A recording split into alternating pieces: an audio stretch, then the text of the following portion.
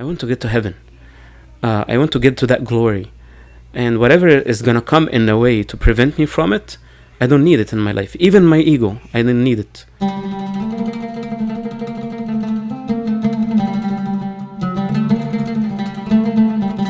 Guys, welcome back to Keeping It Apostolic, the most edifying podcast in the world. And I'm joined here today with Abuna Teji Eskander. Thank you, Abuna, for coming onto the podcast. Thank you for having me again. So today we're talking about discipleship. So my first question for you is, can you share a little bit about your journey to being a Coptic Orthodox priest and how discipleship kind of shaped that journey? So discipleship has been the drive since my young ages. My parents, threw us in the church. And being in a church, we grew up watching our servants and our priests and watching how they serve us and how genuine they were in loving us and wanting us to reach Christ. So it installed in my mind that this is what I want to do. I want to serve Christ.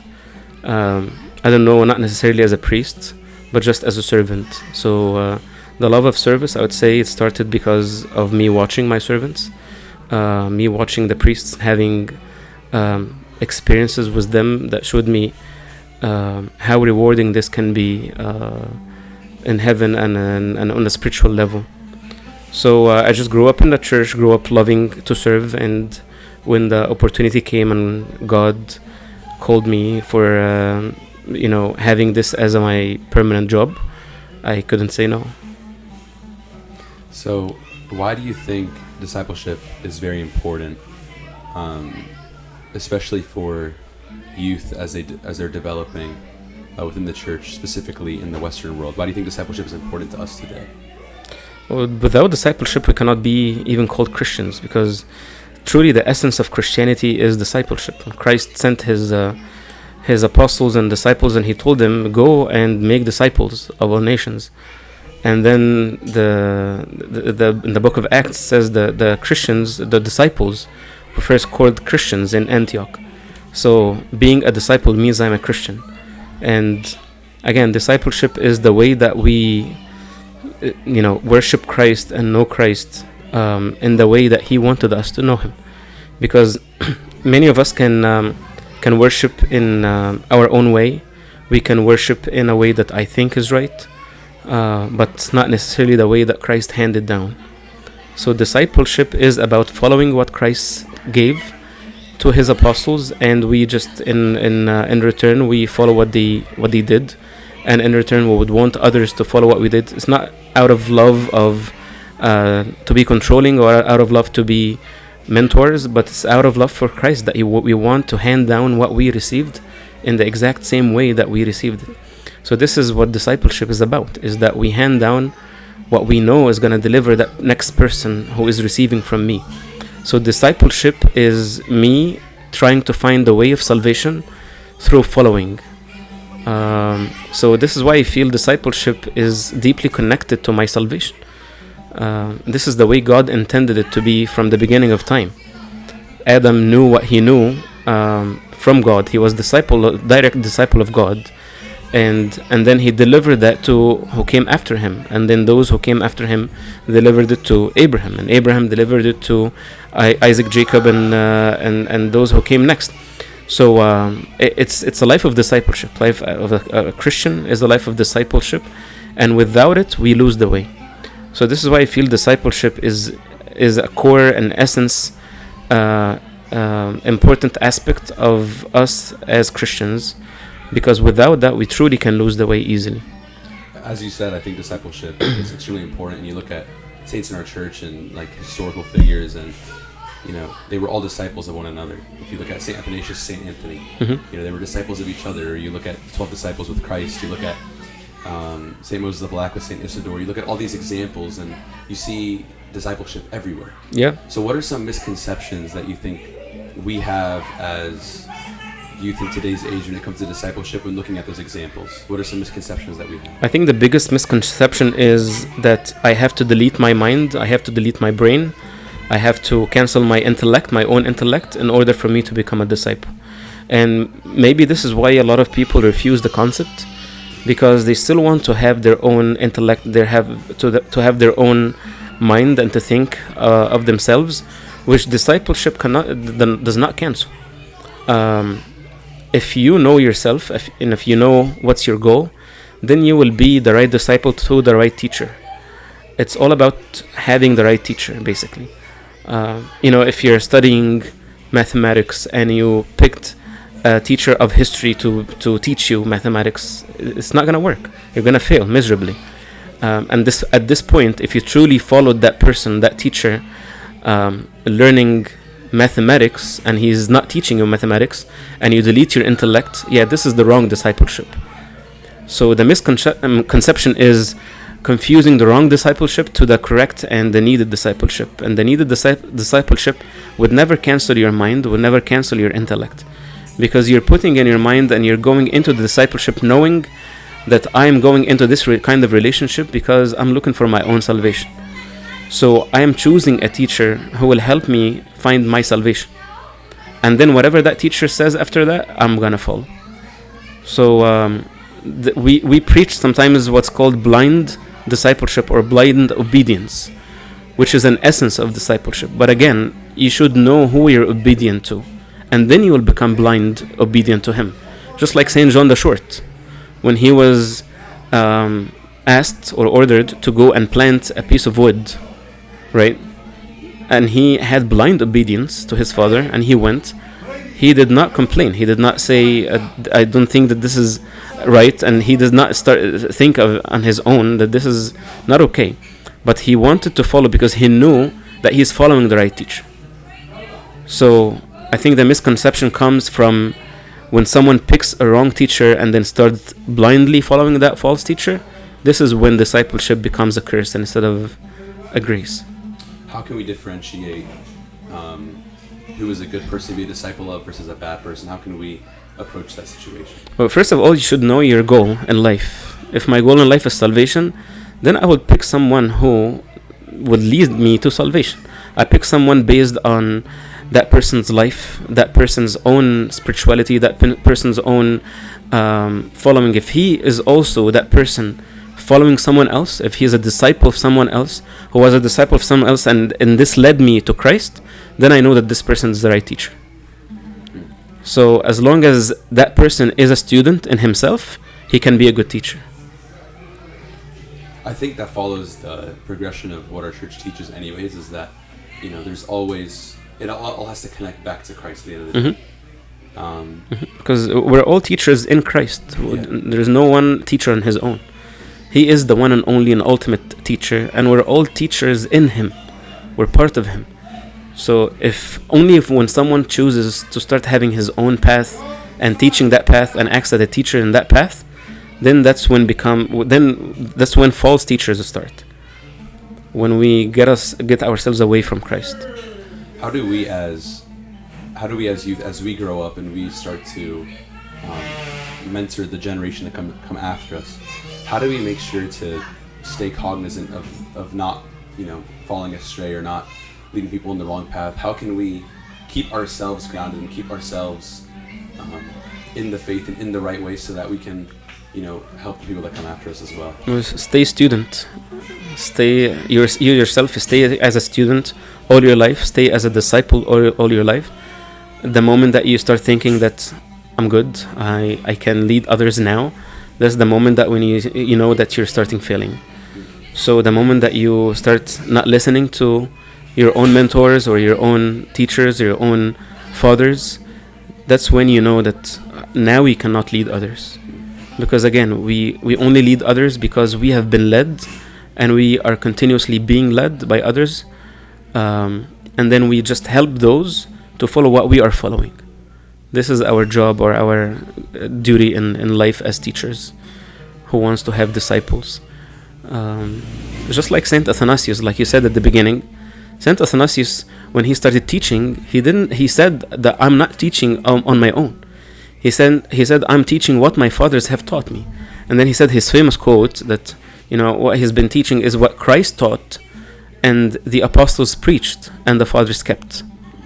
So we're just keeping what we are handed down and we're handing it back. We're moving forward. So in the moment that I stop receiving from those who are before me, or receiving from those who are teaching me, this is when persons should stop and pause and say, I need to go back on track. I cannot be a disciple, a teacher to anyone now. So I think it needs just self-control and continuous discipleship for you to have your own disciples too. I think there are 3 underlying principles of discipleship that we've talked about. We'll go a little bit more into depth into all 3 of them. I think it's, like you said earlier, obedience, and then it's preservation, and then the third one was, I lost it. We'll stick with the first 2, and I remember the third one, we'll talk about it. But the first thing I think is very important with discipleship is obedience. Like you said earlier, obeying and blindly obeying your mentor. Oh, the third one was humility, that's what it was. Yes. How can we get to that point where we obey the mentors Blindly. that we have blindly? How can we get to that point? How can we put our own thoughts and our own intellect aside for a second and say, not right now? How can we go about that in today's modern age? It's a practice. You need to trust your teacher, first of all. You need to trust and have faith in what the church is teaching, because that teacher who you're discipled at his hands, he is following the church. And if you trust the church, and if you trust those who came before us and all the examples that we've seen in our lives, it will give you that push to say, you know what, many people followed that path before, I should follow it too, because they succeeded and I wanted to succeed. So maybe as a practice, always remind yourself of what's my goal. If my goal is my own salvation, then I will accept to put my own opinion, my own perceptions, my own visions aside, and I will overcome this. Because the first and the biggest enemy of discipleship is pride. And pride it's the worst enemy of any virtue, but mostly discipleship, because as you said, many people refuse discipleship, or they would pick and choose what to follow based on their own pride, because if I don't think it's right, I'm not going to follow it. And this is the world that we live in now. We live in a postmodern world, not even modern anymore. It's a postmodern world, where I think what's right, then that's what I should do, even though if it's not accepted spiritually, religiously, and church-wise, but I think it's right, then that's what I should do. So this is the world that we live in now. And I think part of it is that we should just train ourselves. If I truly want my salvation, I should follow that. Sorry. Yeah, and I think you touched on the pride, and so we'll talk a little bit about humility in a second. But when it comes to obedience, obviously obedience and humility come hand in hand. Yeah. And humility, what I've realized is that it's one of the hardest things to achieve. Because it really takes you to, put yourself in the back seat and trust in other people and trust in, what God has in store for you. So how can we practice humility within discipleship? How can we practice humility, and how can we kind of develop it so that we can practice humility outside of just discipleship, obviously? So as any virtue, it starts with forcing yourself. When you follow someone or something, you should have at least in your head or in your mind that, okay, I know that this is good for me, I'm gonna force myself. It's like when you sit down to study for an exam that you don't like. You're forcing yourself to sit and study because you know that eventually the result is good. So maybe one of the things that you can practice, or that we can practice, me first, is to just always remind myself of the goal. Always remind myself of the reward that's going to happen at the end. Always remind myself of the past examples that I've seen in my life, or that I've been told about who succeeded using that same path. And this will compel me to, if I really want to have that reward, or I really want to have that end just like those people had it, I will force myself to go through it. And any virtue starts with that. Any virtue starts with you forcing yourself, pushing yourself against your own will, and eventually it starts becoming part of your life. So it just needs a bit effort that we have to do. This is the work. This is the synchronization between our works and the grace of God. The grace of God always wants us to be saved, and it's always there, always knocking. All what it needs from you is just to make the effort to open the door. and that's it, and it's gonna work. So sometimes we just need to put the work in, and again, to put the work in, we need motivation, and that motivation can be just remind yourself of the goal, remind yourself of the end reward that you're gonna get, which is heaven, which is salvation. What's your advice to people who feel like they're kind of stuck? Like they feel like they're just stuck and they can't really figure out how to take that step or what exactly to do. What is your advice to them? Follow your father of confession. Be open with your father of confession. Tell your father of confession or your guidance father everything that goes on in your mind, every struggle that you have, and even those negative feelings. You can tell your father of confession, I cannot follow what you're saying. Just be open. The devil doesn't want our thoughts, even if they're negative, to be open, to be exposed. But as long as you expose them, things will get easier from them, because exposing your thoughts is the first step of breaking your pride. Yeah. Because now you're admitting that you need help. Once you reach that point, things are going to get better from then. And again, even if you haven't reached perfection yet, God just wants you to struggle. He wants you to try. And that's it. Even if you haven't reached it yet, just struggle. Yeah, I think something I've learned recently is that it's about the struggle. You have to struggle for it. You have to put, like you said, the effort. You have to wake up every single morning and you pick Christ or you pick Satan. There's no middle ground. I think a lot of times we try to trick ourselves that we can be, 1 foot in, 1 foot out. And I think, like you said, the easiest way is with pride, lack of humility, putting yourself before others, putting your own opinions before the opinions of others around you. And that leads me to the last the last aspect of discipleship, which is the preservation. It's how can we ensure that we are preserving what came before us. I think a lot of times, a lot of us get scared of speaking out or of helping other people or being that light because we're scared to misrepresent that light. So how can we correctly represent that light that Christ tells us to be, like the light of the world? How can we correctly go about that? Well, continuous guidance is one. Having a resource, basically everything that you say, everything that you do, you should have a reference to it. When you don't find a reference to what you're doing or the thoughts that you have, then you know that something is not right. Let's say, for example, you're trying to teach people or kids to pray in a certain way. If you don't have a reference to that way, or you don't have a reference to these prayers, you might just be teaching them anything that's not going to help them in their own salvation. So having reference is always the reference, let's say that, to guiding others. Someone might come and ask you, where did you get that from? Where did you know that this is okay? Where did you know that this way will actually help me with my salvation? If you don't have a reference, you're gonna have an answer. And this is the beauty about the Coptic Orthodox Church specifically, because we'll always have references to things that we do, to the way that we worship, to the way that we pray, using Agbeya, using the church fathers, and all these things. We always have references. No one is teaching from his own mind, because I don't want to have this responsibility on my head to teach someone something that I'm not sure of. Again, it's like a teacher is teaching in a school and he's teaching a subject and then he doesn't have a reference to his teachings. Or imagine if in a medical school the physicians are being trained on methods to do surgeries and there's no reference to it, there's no experience with it, then you're just putting the patients after that in a high risk of dying because you don't have reference, you don't know it's going to work or not. No one has tried it before, no one has proved it right before. So it's the same thing in a spiritual life, and a spiritual life cannot be bargained with. It's not a field to try and fail.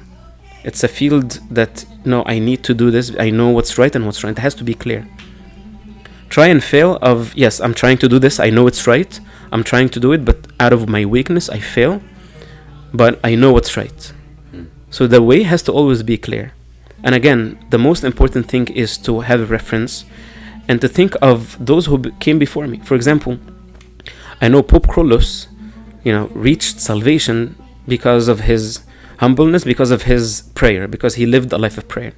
So I know that this is a guaranteed way of, it's going to help me with my salvation if I walk in it faithfully. Pope Shenouda, Saint Anthony, Saint Athanasius, all these saints who have followed a certain path, and they received it from others. They had references to it too. Now I know that they have a way of salvation. They have a way that we can follow. So why get rid of all these things, even logically? Why not following that path and just starting my own new path?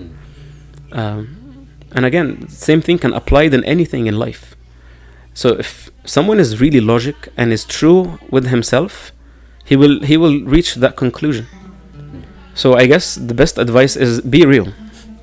Know yourself, know what you want in life, and once you develop that, you're gonna follow it. You're gonna know where to look.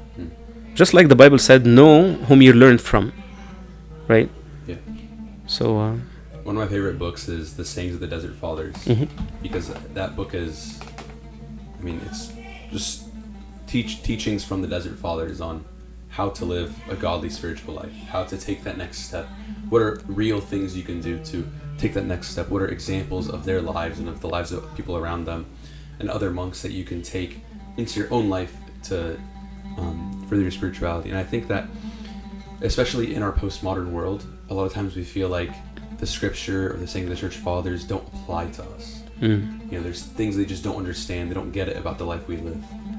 What do you say to those people, and how can we adopt a mindset of realizing an awareness that no, everything they say is relevant? How can we kind of deal with that that disconnect between our own, what we think is right, and what the scriptures and the church fathers say? If you read these fathers' writings, they were facing the same problems that we're facing now. So all these problems that we're facing today, it's exactly the same what they were facing back in the days. So I guess one of the things is reminding them of what we're going through now is what they also went through back in the days.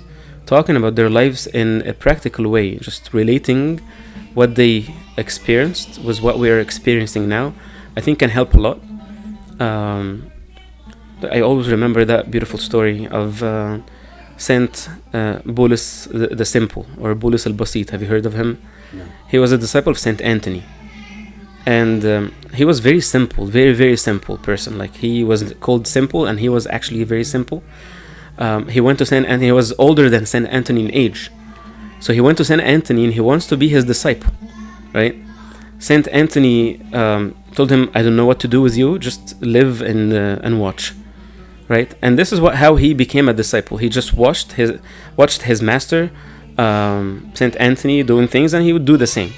So one time, people went to Saint Anthony with a person who was possessed by a devil, and by a demon, and they asked Saint Anthony, "Can you cast the demon out?" So out of humbleness, Saint Anthony told him, "No, go to Saint Bulus al-Basit, and he's gonna cast it out." And Bulus, he doesn't know anything. He doesn't. So when the people went to him, they told him, "Oh, Saint Anthony said that you will cast out the demon." Then Saint Bulus looked at them and told them, "Did he tell you how?" So they didn't know how to answer. So he told them, "No, he just said that you can do that. He can just cast." So he stood in front of the person who was demon possessed, and he didn't know what to do, and he just stayed there. And then eventually he said, "You know what? I'm gonna stand in the middle of the desert in the heat, and I'm gonna put a stone on my head until that demon goes away." He just doesn't know any other way. He was that simple. So the person who was demon possessed kept laughing at him. So Bulus just kept telling him, "You know what? My father said that I will do this. I cannot let you go until you go away. I cannot, because he said something that I cannot disobey." So he stayed like that to the point that he was almost dead because of the heat, because of the heaviness of the stone, and eventually, because of his humility, the demon was cast out.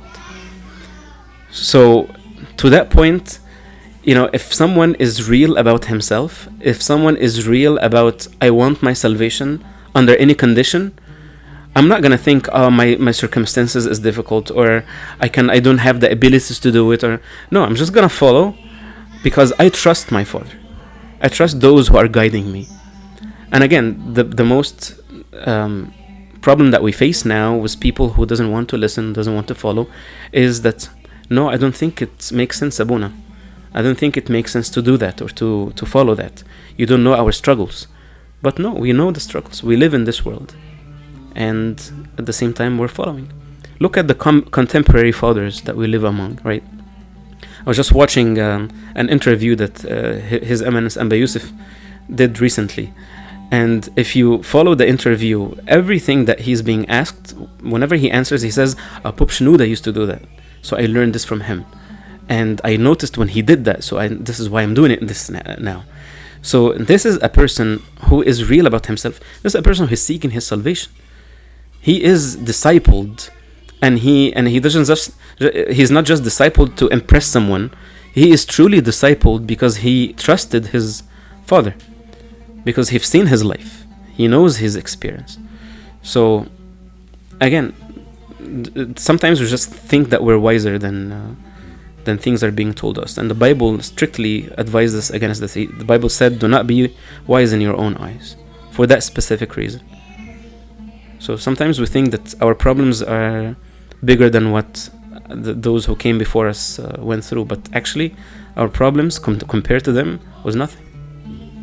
I think that comes from pride as well. We were talking about pride earlier. I think it's as well, like you said, like we think we know better, we think we have worse problems, we think all these things, and we forget to realize that, you know, everyone is human. So everyone has the same desires, struggles with the same issues, and you as a priest, you've been on both sides of discipleship, in all forms of discipleship, as a mentor, as a spiritual father, as a real father. You've been on both sides of all of that.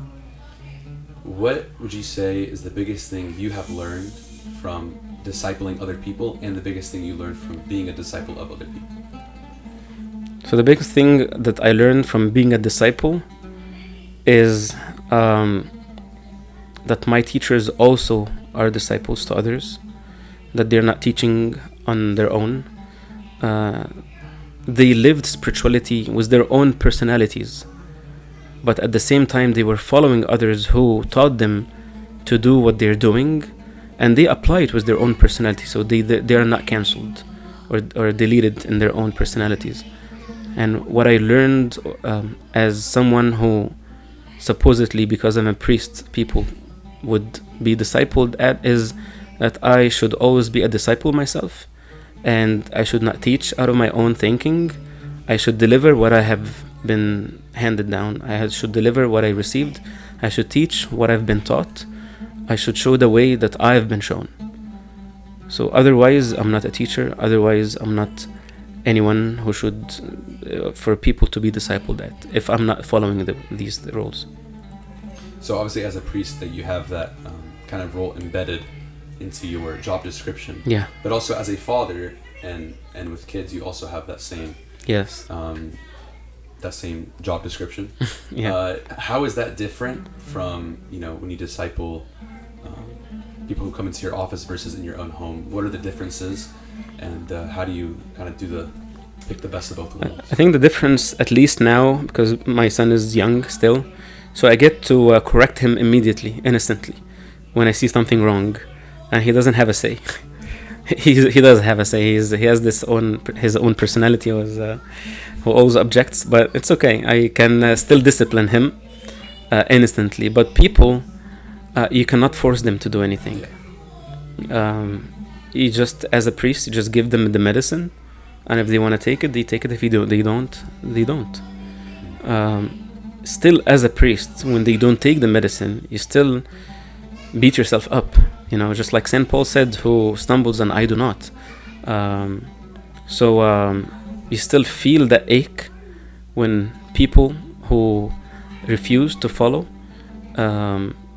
you still feel that ache because you know that this is what has been handed down. This is the way that led others to salvation, and you see others do not want to follow that. So as a father and as a priest, you feel an ache. You know, it's it's exactly the same feeling that, or the same way that God deals with us.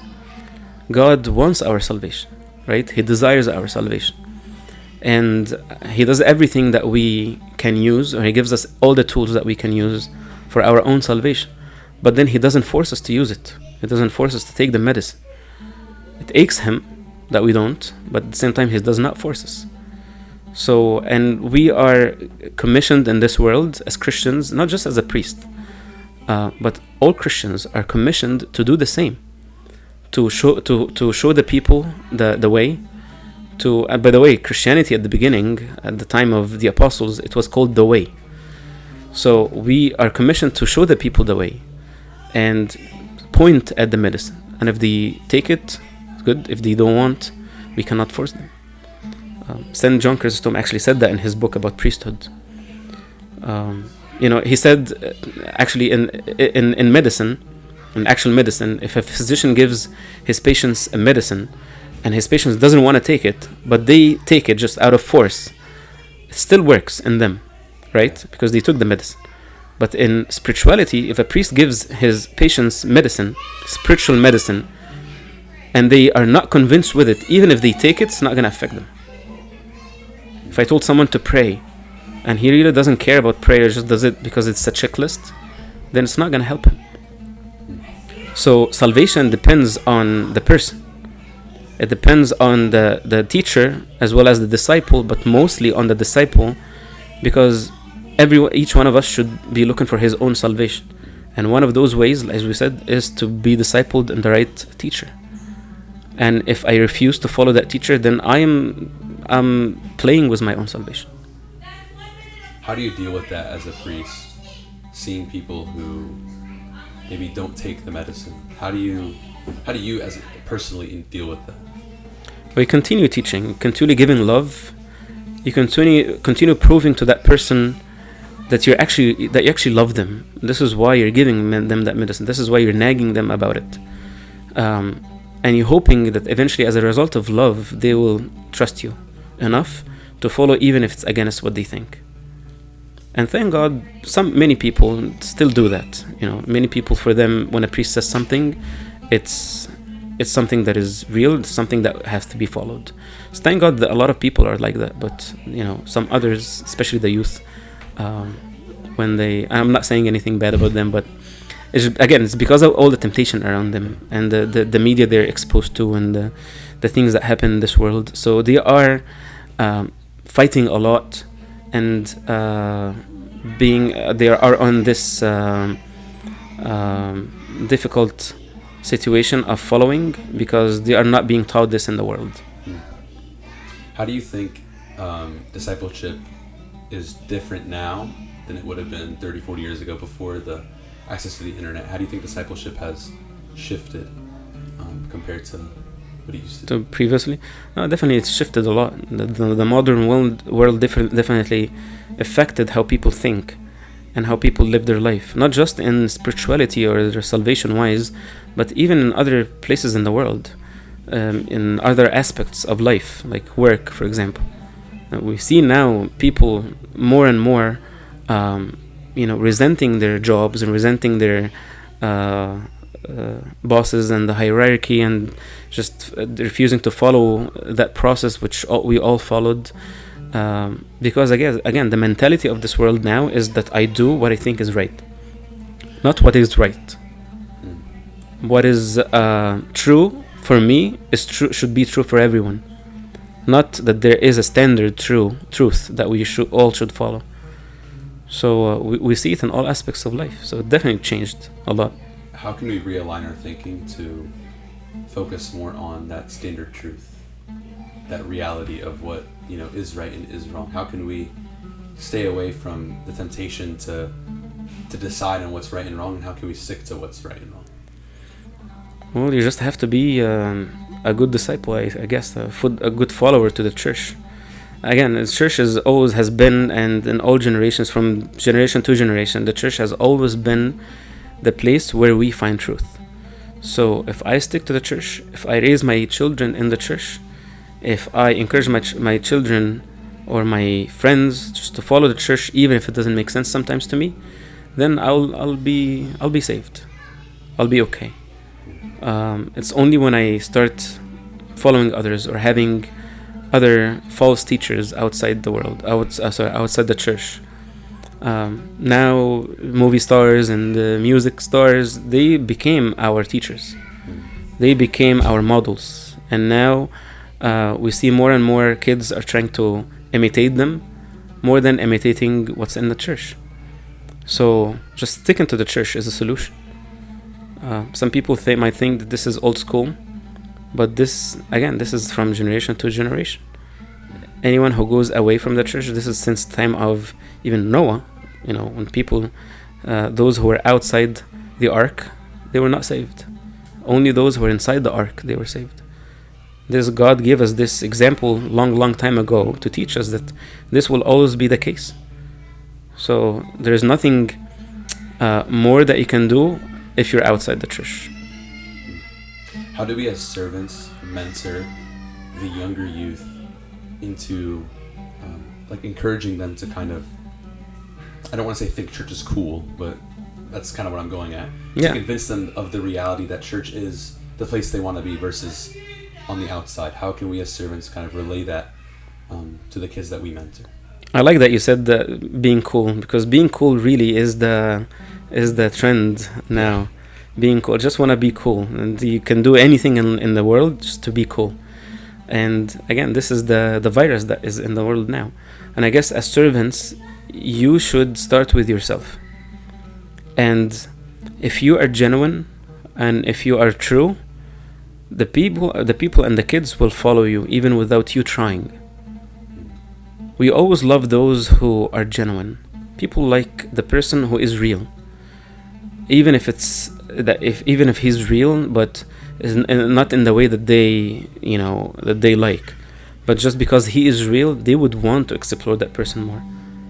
And again, showing them the beauty of living a life of true Christianity. It is beautiful, and a person who is a true Christian is a person who's always peaceful, who's always quiet, who's always happy. When other people see that, they would want to be like that. Again, without us teaching, without us trying to give sermons or lessons. And if you think, sometimes we love a subject in the school just because the teacher is good, or just because the teacher is nice. We would want to go and learn that subject. So again, and if that teacher is passionate about what he's teaching, he will make me fall in love with that subject. I remember back when I was in high school, I had a biology teacher, and he was teaching us just one part of biology. He was just teaching us the DNA lesson, and he was so passionate about it. After I finished the class, I said, you know what? I want to specialize when I grow up in DNA. I want to be a scientist in DNA. And I used to love to go and listen to him just because he was passionate and he was nice. So as servants, we just need to be passionate, and that requires that we believe in what we're teaching, and not just believe in it, and actually live it, and be showing them love. That's all what we're required to do. Did you ever end up specializing in DNA? No. I actually did some way. I studied chemistry when I was in Egypt, but then I chose to go and take certain specialist certificates in DNA because of that teacher. I mean, I agree 100%. Going on the point of if the teacher is passionate, the teacher is, honestly, becomes does he believe in it or not? Like, you can tell as a kid. Believe and live it. Yes, and live it. You can tell as a kid when someone is just talking a talk, Mm-hmm. or they really believe it and live it. And like in my own life, that manifested itself in hymns. Like my hymns teachers, when I was younger, were passionate about what they were teaching, and so that's kind of what I attracted to in the church. Is kind of what I held on to, because the people who came before me, that's what they enjoyed. And I have friends that really like the Bible studies, and so they got really attached to reading their Bible, and that's kind of what they held on to. I think, like you said, as servants, we need to show that passion, because kids will find something to latch on to. Mm-hmm. And that's why our church, uses all five senses, because there are so many different vehicles to get to that fullness of the truth Yeah. within the church, and it's just we have to display those to to the kids and to the people around us. Yeah. What do you think the church is missing the most when it comes to discipleship? What is the one aspect or specific virtue or anything within the realm of discipleship you think that the church is missing? I will not say that the church is missing. Or maybe as congregation. The congregation, sorry. Or someone like me. Again, we're missing that passion. We're missing it could be because of the temptation, could be because of the world that we live in and all the busyness of the world. Even in service, sometimes we get so deep in service that we get busy with service and forget about our own salvation. So I think we're just missing that passion that we making the goal clear. I want my salvation. I really want my salvation, nothing else. And if I want my salvation, I will put everything aside. I will put myself even aside, because I want to be saved. I want to get to that. I want to get to heaven. I want to get to that glory. And whatever is going to come in a way to prevent me from it, I don't need it in my life. Even my ego, I don't need it.